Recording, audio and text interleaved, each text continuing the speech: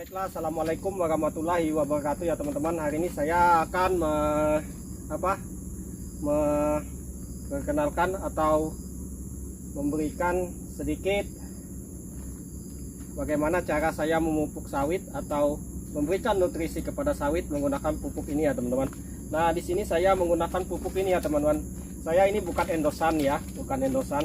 Saya sengaja biar memperlihatkan kepada teman-teman, cuma membagikan pengalaman ya teman-teman. Ingat ya, saya ini cuma membagikan pengalaman saja, tidak bermaksud lain, tidak bermaksud merusak pola pikir teman-teman soal pemupukan, tetapi saya cuma membagikan pengalaman apa yang saya dilakukan di kebun atau bagaimana saya memupuk sawit saya sendiri ya teman-teman, karena eksperimennya pada sawit saya sendiri. Nah, itu dia. Makanya dari itu saya mohon maaf sebesar-besarnya kepada teman-teman, karena ada sebagian orang yang mengatakan atau komen kepada saya itu merubah atau pembodohan publik. Nah, itu dia. Dari itu saya tidak bermaksud membodohi teman-teman, karena saya ini mencoba apa yang saya lakukan beberapa tahun ini menggunakan pupuk seperti ini ya teman-teman. Dan saya akan campurkan menggunakan pupuk urea ya teman-teman ini, agar nutrisinya saya memupuk itu memang tidak satu unsur saja ya teman-teman yang mana ada, tapi saya gabungkan, saya jadikan satu, saya hambur bersamaan ya, bersamaan ya begitu. Oke ya teman-teman, kita langsung aplikasikan saja bagaimana pencampurannya dan bagaimana takarannya ya teman-teman untuk pemupukan ini yang biasa saya lakukan ya. Ya terserah teman-teman mau ikuti atau tidak ya, terserah teman-teman, itu tergantung pribadi teman-teman. Saya sini tidak mengajak dan tidak memaksa, saya cuma memberi contoh saja, itu saja ya teman-teman. Oke, salam tandan berduri, semoga teman-teman banyak rezekinya. Oke, kita langsung. Wassalamualaikum warahmatullahi wabarakatuh. Oke, baiklah, terlebih dahulu untuk saat ini kita akan ini karena pupuknya udah lama ya teman-teman, jadinya kita pukul-pukul dahulu untuk menjadikan dia hancur dulu, karena ini pupuknya sudah keras, sudah 3 bulan disimpan di sini ya teman-teman, disimpan di kebun. Jadinya kita gebuk-gebuk seperti ini menggunakan alat ini, atau menggunakan kayu juga bisa ya teman-teman. Sebelum kita pakai, nah kita gebuk-gebuk seperti ini, kita guling-gulingkan dulu.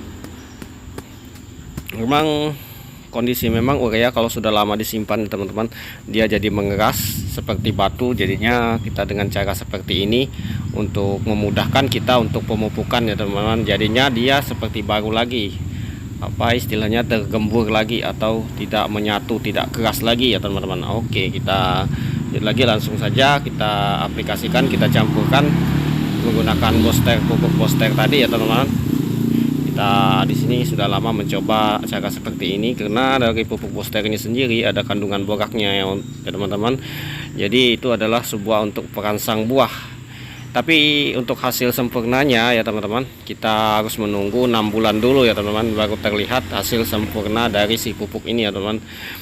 Dalam waktu 3 bulan tidak terlihat masih ya teman-teman. Dalam waktu 6 bulan baru terlihat bahwa hasilnya lumayan sempurna, untuk kemunculan buahnya lumayan teman-teman. 6 bulan sampai 8 bulan ya teman-teman. Ingat, 6 bulan sampai 8 bulan baru terlihat reaksinya ya untuk pupuk seperti ini.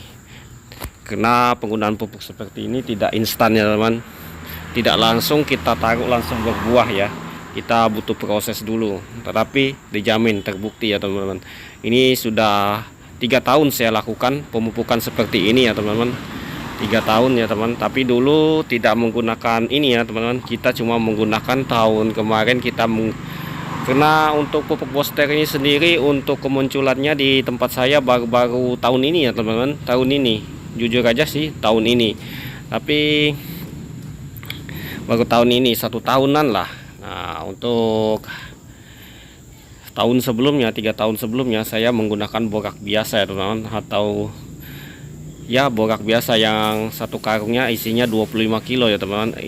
Waktu itu kita beli 250.000 satu karung. Nah, untuk pemupukannya sendiri usahakan ya teman-teman, jarak dari pohon seperti ini usahakan 2 meteran ya, 2 meter sampai 1 meter, 1,5 meter sampai 2 meter ya teman-teman. Jangan terlalu dekat, jangan terlalu jauh. Nah, itu dia, yang kita incar adalah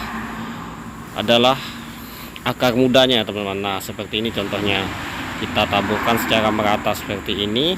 Usahakan untuk penaburan pupuk seperti ini ya teman-teman, usahakan pada musim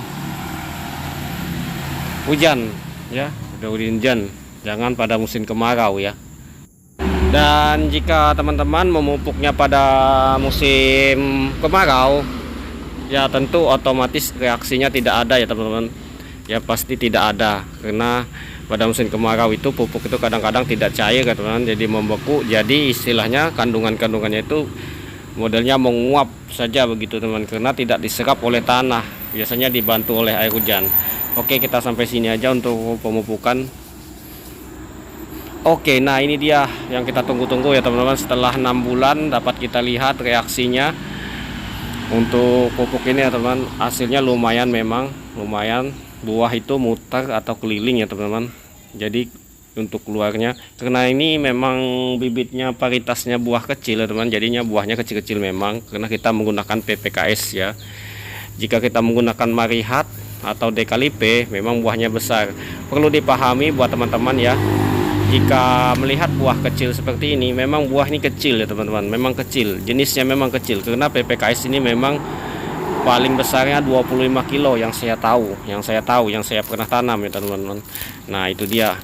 Jadi kadang yang menonton video protes, kenapa buahnya kecil, karena tidak menggunakan Simsongko. Oh itu tidak pengaruh ya teman-teman, tidak, sama sekali tidak pengaruh. Yang berpengaruh itu adalah jenis varietas bibit, karena jenis varietas bibit itu ada buah kecil, buah besar. Untuk PPKS ini sendiri yang saya tahu buahnya paling berat yaitu 25 kilo, jadi tidak ada yang besar kayak ban mobil seperti Decalipe. Kalau Decalipe memang berat buahnya itu dari 15 kilo sampai 80 kilo ya teman-teman, yang pernah kita panen sampai 80 kilo. Tapi ada hari itu tetangga saya memanen ada yang sampai 1 kuintal atau 100 kilo ya teman-teman. Nah itu dia, perlu dipahami di situ teman-teman ya, untuk jenis bibitnya sendiri ya, itu kalau buah kecil atau buah besar. Nah ini saya tidak menggunakan sistem songgo, karena memang saya anti sistem songgo, karena sistem songgo itu kelihatan tidak terawat ya sawitnya teman-teman, jadi hasilnya juga minim atau sedikit,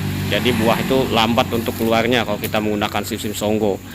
Karena menggunakan sistem songgo atau songgo 1, songgo 2, songgo 3 itu biasanya mempercepat kita penurusan lagi ya teman-teman. Nah untuk penurusan itu kalau sistem songgo 3 biasanya 3 bulan sampai 6 bulan saja ya teman. Kalau untuk kita tidak menggunakan sistem songgo seperti ini, biasanya 1 tahun baru kita melakukan pruning lagi ya. Nah itu lebih mengirit dana, karena kita untuk pruning ini sendiri kita istilahnya menggunakan jasa orang atau tenaga orang.